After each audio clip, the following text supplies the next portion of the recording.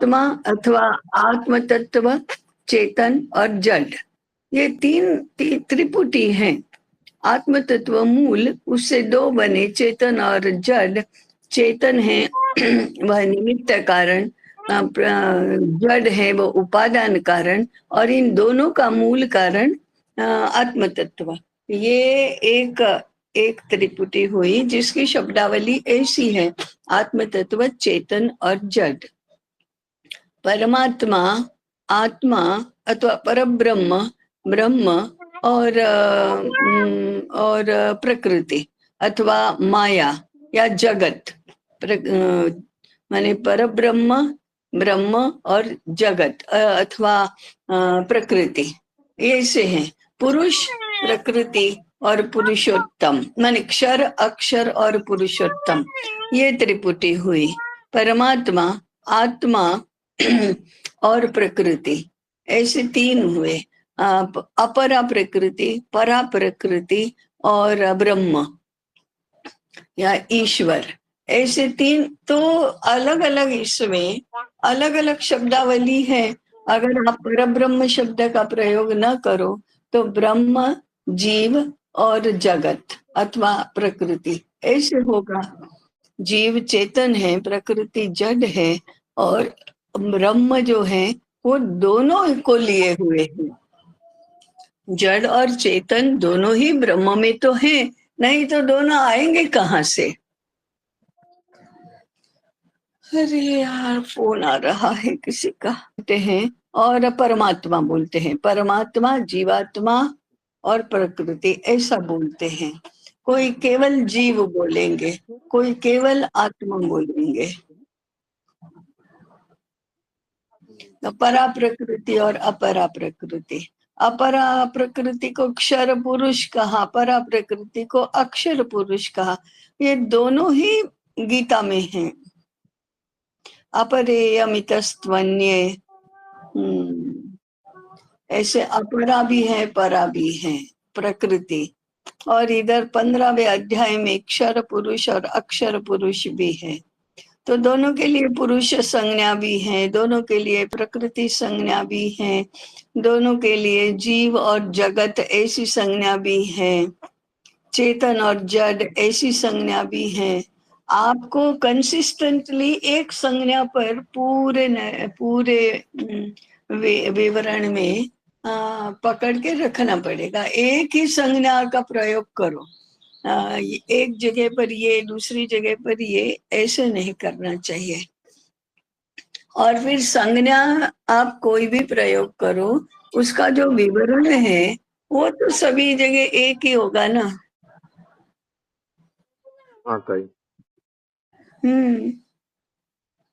इसलिए हमने एक ही पकड़ कर रखा है, आत्म तत्व, चेतन, जड़ हो गया।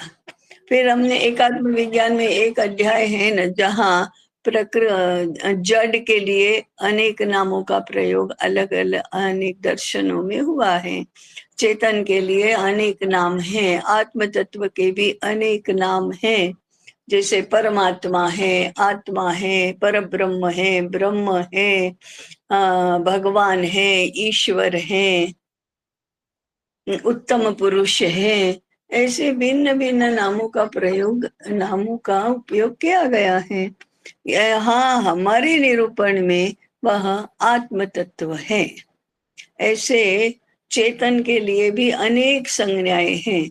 चेतन के लिए जीव है, चेतन के लिए परा प्रकृति है, चेतन के लिए अक्षर पुरुष है, चेतन के लिए आत्मा है। ऐसे अनेक नाम इसके भी दिए गए हैं। और जड़ के भी अनेक नाम है। खाली प्रकृति भी बोलते हैं, काली क्षर पुरुष बोलते हैं, अपरा प्रकृति बोलते हैं, जगत कहते हैं, विश्व रूप कहते हैं। विश्व रूप तो नहीं कहेंगे, परंतु जगत कहते हैं। ऐसे बहुत सारे नाम तो अलग अलग त्रिपुटी अलग अलग जगह पर कही जाती है। हमें स्पष्ट करना चाहिए कि हमारे निरूपण में हमने कौन सी शब्दावली का प्रयोग किया है। जी जी प्रकृति है, जीव भूता महाबाहो तो प्रकृति विधि में पराम। इसमें ये लिखा है ताई कि जो हाँ अष्टधा प्रकृति है वो मेरी हाँ अपरा प्रकृति है, जड़ प्रकृति है।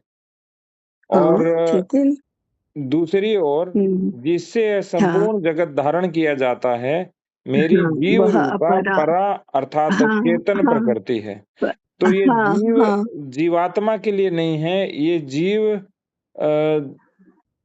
यानी मूल जो जीव हमारा आत्म तत्व है उसके लिए है। तो जीव जीव और आत्म तत्व, जीव और जीवात्मा में क्या अंतर है? तो जीवात्मा अपने कई बार उसके लिए प्रयुक्त करते हैं ना, जब मनुष्य शरीर में होता है तो। नहीं, मनुष्य शरीर में क्या, वो तो सर्वत्र रहेगा। हम्म। तो वो यहाँ तो जीवात्मा सर्वत्र को चेतना रहेगा ही के ना। परिप्रेक्ष्य में लिया गया है। चेतन चेतन चेतन हम्म। चेतना तो शब्द नहीं है हमारे यहाँ। चेतन और जड़ ये है। तो हाँ। चेतन के लिए ही परा प्रकृति भी कहा है। हम्म। और अक्षर अक्षर पुरुष भी कहा है। हम्म। और अक्षर और अक्षर से परे उत्तम पुरुष है, ये भी गीता का ही वचन है। और परा प्रकृति जीव भूता माने जीव, जीव बनी हुई जीव रूप में मेरी परा प्रकृति है। तो मैं तो नहीं हूँ, मेरी मेरी परा प्रकृति जीव भूत बनी हुई है। तो अष्टधा प्रकृति अपरा है, वो तो जड़ ही है। और परा प्रकृति फिर जड़ के साथ और कौन रहा? चेतन ही चेतन। रहा। वो परा प्रकृति है और वो जीव भूत है, माने जीव है। ताई जैसे जीवात्मा और जीव में क्या अंतर है फिर? वो जीव और ये जगत। तो विभिन्न दर्शनों में, विभिन्न संदर्भों में विभिन्न शब्द प्रयोग होते हैं। अगर हम उत्तम पुरुष को परमात्मा कहते हैं, तो फिर चेतन को या पुरुष को अगर परमात्मा कहेंगे उत्तम पुरुष को, तो अक्षर पुरुष को आत्मा कहना पड़ेगा और उसी को जीवात्मा कहा। ब्रह्म कहना पड़ेगा। अगर उसको परब्रह्म कहते हैं उत्तम पुरुष या परमात्मा को, तो इसको ब्रह्म कहना पड़ेगा। अगर उसको ही परमात्मा को ही ब्रह्म कहेंगे, तो इसको अक्षर पुरुष कहना पड़ेगा, माने चेतन कहना पड़ेगा। त्रिपुटी तो हर स्थिति में है।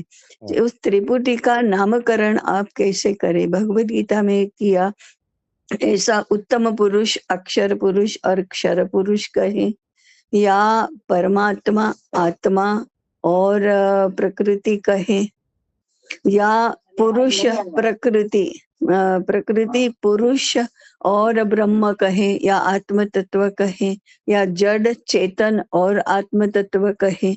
आपको भिन्न भिन्न संदर्भों में नामकरण उसका अलग अलग रूप में किया गया है।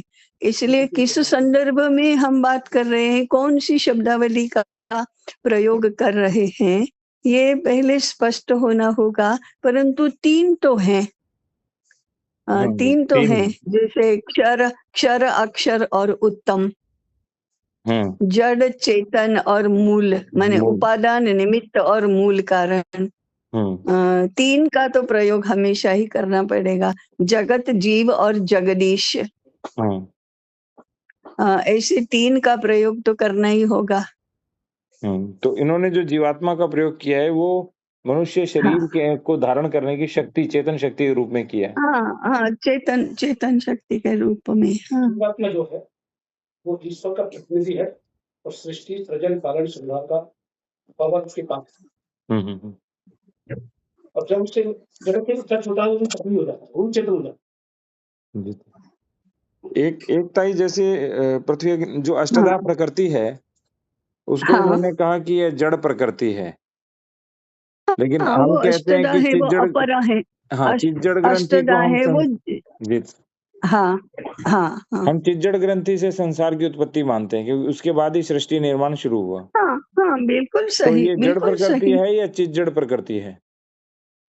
प्रकृति जड़ है, पुरुष चेतन है, और पुरुष और प्रकृति बना चेतन और जड़ दोनों मिलकर चिज्जड़ ग्रंथि बनती है, और चिज्जड़ ग्रंथि से फिर 3 गुण और पंचमहाभूत होते हैं। हमारा जो एकात्म विज्ञान में जो चार्ट है, आलेख है, उसमें क्या है, मूल कारण आत्म तत्व है, जिसको अन्य अन्य नाम दिए गए हैं। कहीं ब्रह्म कहा, कहीं परब्रह्म कहा, कहीं उत्तम पुरुष कहा, कहीं जगदीश कहा, ऐसे भिन्न भिन्न नाम उसको परब्रह्म कहा। परब्रह्म, परमात्मा, आत्म तत्व, ब्रह्म तत्व, फिर उत्तम पुरुष, फिर जगदीश, ऐसे सांख्य का ईश्वर, ऐसे अनेक नाम उसके लिए दिए गए हैं। उसको यदि ब्रह्म कहेंगे तो इसको चेतन को पुरुष के, और अगर उसको परब्रह्म कहा तो जिसको चेतन कहते हैं उसको ब्रह्म कहना पड़ेगा। इसलिए मैं पूछ रही थी ना कि वेदांत सूत्र में ब्रह्म और परब्रह्म में, आत्मा और परमात्मा में क्या अंतर बताया गया है। तो या तो जीव कहो या आत्मा कहो। जीवात्मा तो डुप्लीकेशन ही है। अगर जीव रूपी आत्मा कहोगे तो प्रकृति रूपी आत्मा भी कहना पड़ेगा।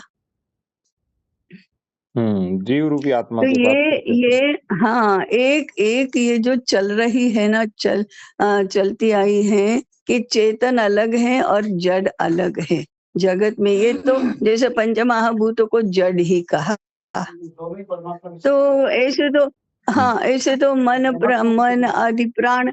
हाँ, ये एक रामकृष्ण गोस्वामी जी बात करेंगे। हाँ जी, हाँ जी। हाँ, जय श्री कृष्ण। जय श्री कृष्ण। ये जो जड़ है या चेतन, दोनों प्रकृति, ये परमात्मा हाँ, की ही दोनों हाँ, नहीं, दोनों को प्रकृति कहा तो एक को अपरा कहा, दूसरे को परा कहा। दोनों को पुरुष है तो दोनों को पुरुष कहा तो एक अक्षर पुरुष है, दूसरा अक्षर पुरुष है, और ये दोनों ही शब्द भगवत गीता में है।